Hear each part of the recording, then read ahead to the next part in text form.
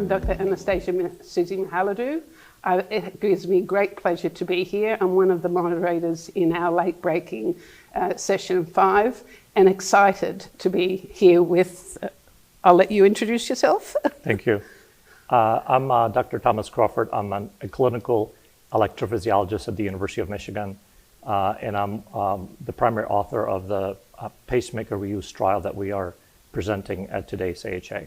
I'm very excited. May I call you Thomas, Please. if that's okay? Yes. Very excited, and congratulations for taking this initiative. Must have been a difficult trial. Do you want to elaborate a little bit? Yes, I mean, it's been many years coming. Let me maybe start by how it all started. So, Please. A husband of a woman who died 2 months after pacemaker implantation came to our facility and brought the pacemaker in a box, and he said, you know, my wife was very much into recycling, and you know, she only used it for 2 years. I was told it was going to last 12 years. I hope you can put it to some good use. And of course, we knew that pacemakers are approved as single-use devices, so we knew we couldn't do anything about it within the United States. But what dawned on us is that pacemaker use actually has been happening for several decades in many parts of the world, because that is the only way for patients without financial resources to be able to obtain one.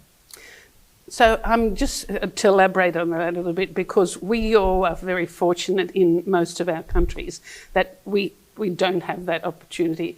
Under those conditions before your trial, how did they do that? Was it a part of the government in those countries' approval, or was it done on the side like we hear with organ it's certainly completely unregulated. It's something out of mind, out of sight, out of mind type of phenomenon. And so basically, we anecdotally know about physicians who are doing that, and they resort to medical ethics to say this is what we ought to do, even though it's not done openly.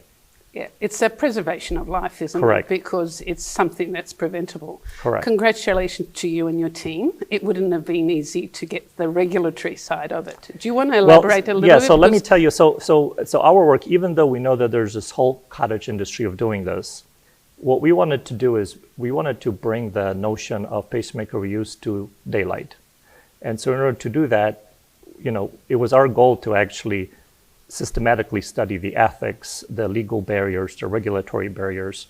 And we found a process through which, with the use of an FDA application to obtain an export permit from the FDA, and with the use of government approval letters from various recipient countries, we're able to bring it into a medically regulated study.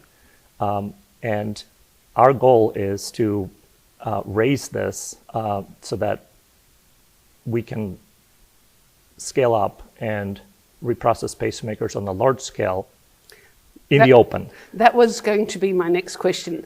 Where do we go? We'll go into the detail, but where do we go from here? Because it's quite encouraging. You said preliminary. Right. I think So is the title. The preliminary results are, because these are 90-day results, and the primary endpoint actually is it's a non-inferiority study. It randomizes patients to new versus reconditioned pacemakers, and we follow them for up to 1 year, and then thereafter annually. But the primary endpoint is non-inferiority in terms of infection and device malfunction. And so the preliminary results today are up to 90 days, showing that there's no increased risk of infection with reprocessed devices, and we did not find any device failures in either group. Amazing. Tell me something. Did you expect, we have our null hypothesis, even though we don't mention it these days, but what was your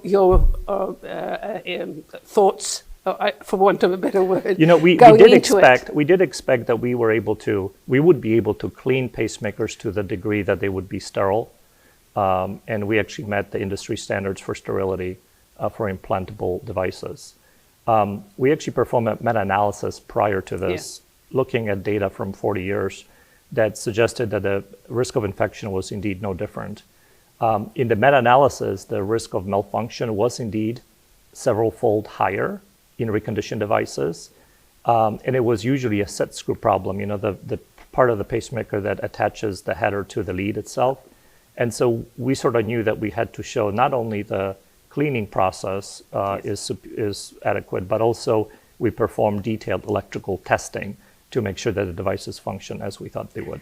And similar to other device regulations, what are the requirements in terms of reuse pacemaker maintenance and follow-up?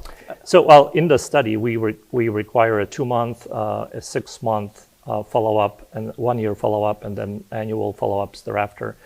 After the trial is over, we will continue to follow those patients in a registry, and so we'll be able to provide long-term data to assure that the device longevity is what we would expect it to be.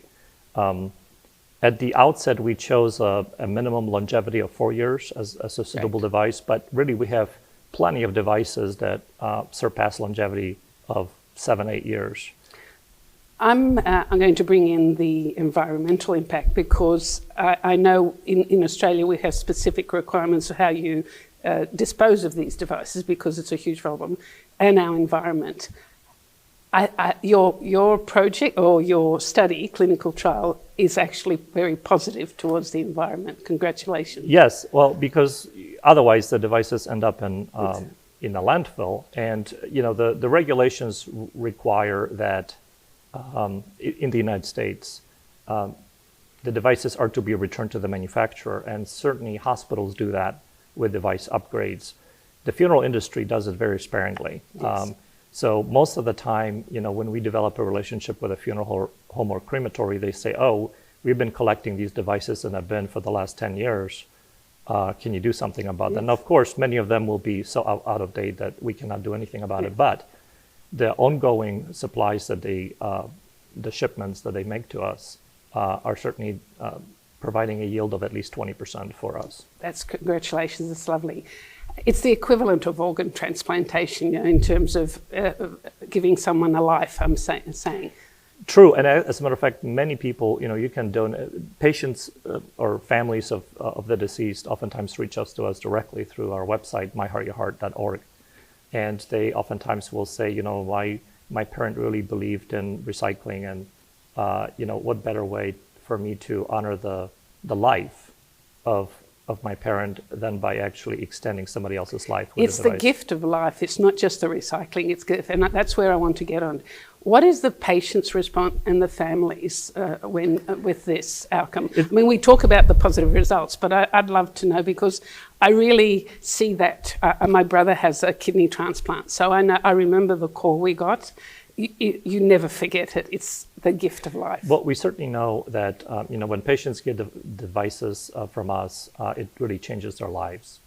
In the United States, most patients receive pacemakers for sick sinus syndrome, which basically mean episodic changes in heart rate. In the trial, and most of the world, patients with complete heart block are the ones who are getting the pacemakers. And so these folks are really limited by what they can do. They have recurrent syncopal spells, and they suddenly die at times. And so we certainly are quite certain that that offering them a pacemaker gives them a new lease on life. And going back to your original donor, what was his response once he heard about you? Well, so unfortunately, we lost track of him. Oh, that's a shame. And so, yes, so he was an inspiration for us and for many of our volunteers. And unfortunately, we don't even remember his name because it was so unexpected. He came, brought this thing, and I'm sure with the different media coverage, someone may be connected to him will maybe mention it, and he will be very happy. And whoever else is near him might be able to share it, because it's a wonderful gift that you've initiated. Thank you very much. Thank you.